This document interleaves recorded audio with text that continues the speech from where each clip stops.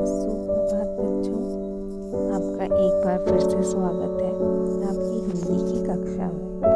आशा करती हूँ कि आप सब अपने अपने घरों में स्वस्थ होंगे। आज हम आपकी पुस्तक खुलते पंख से पाठ 8 गुरु मंत्र पढ़ेंगे। इस पाठ में हम गुरु गोविंद सिंह जी के बारे में जानेंगे। आइए देखते हैं गुरु गोविंद सिंह जी कौन थे।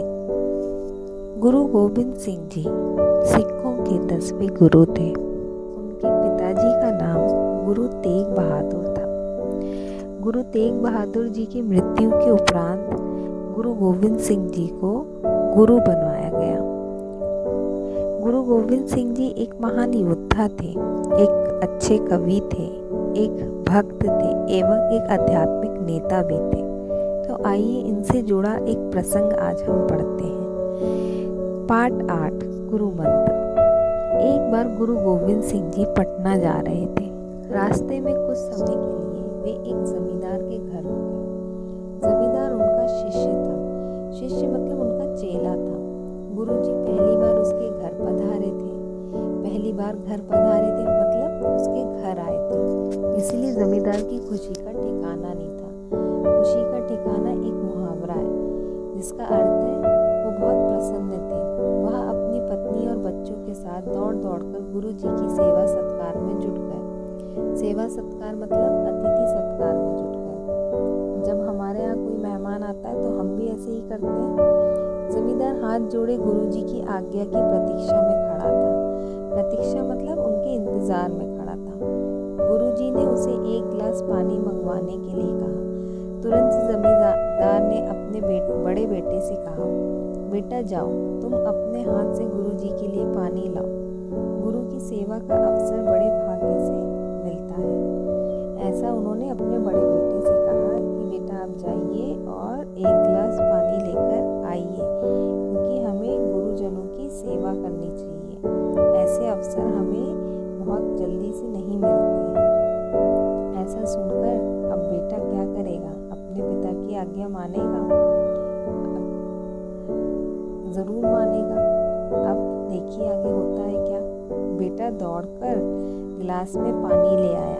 उसने गिलास गुरुजी की ओर बढ़ाया तो उसके हाथ देखकर वे बोले, बेटा तुम्हारे हाथ तो बहुत सुंदर है। यह बताओ इन हाथों से तुम केवल मुझे ही पानी पिला रहे हो या किसी और को भी पिलाते हो?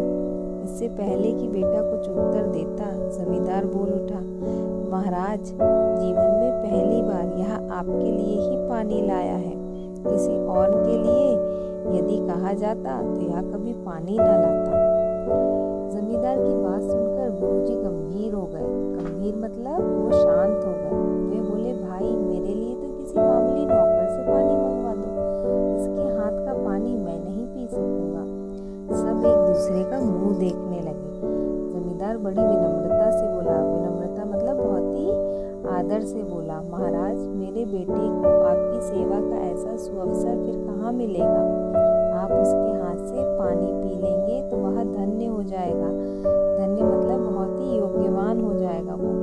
बेटे ने पानी का गिलास गुरुजी की ओर बढ़ाया पर गुरुजी ने ग्रहण नहीं किया। ग्रहण मतलब कि स्वीकार ही नहीं किया। वे बोले, तुम्हारे हाथ पवित्र नहीं है, मैं तुम्हारे हाथ का पानी नहीं पी सकता।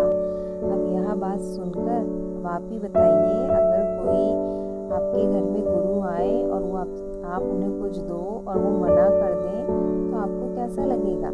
लेकिन उन्होंने अगर ऐसी बात कही कि आपके हाथ पवित्र नहीं है, इसका क्या अर्थ था? क्या आप बता सकते हैं कि अगर कोई आपसे कहे आपका हाथ पवित्र नहीं है और वो आपके हाथ से पानी नहीं पीना चाहता, तब देखते हैं वो बालक ने क्या सोचा। लड़का गुरुजी की बात नहीं समझा और बोला, महाराज मैं तो अच्छी तरह हाथ धोकर ही पानी लाया हूँ।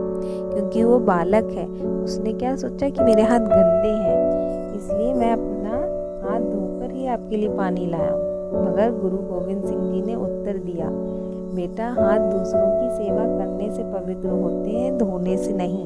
जब तुम हाथों को सेवा से पवित्र कर लोगे तब मैं अवश्य तुम्हारे हाथ से जल ग्रहण करूँगा।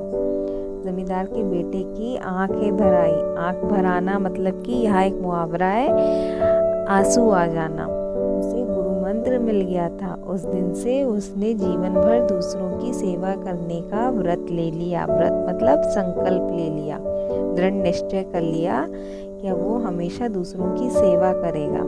हमें भी ऐसे ही करना चाहिए, दूसरों की सेवा। आशा करती हूँ आपको यह पाठ समझ में आया होगा। धन्यवाद।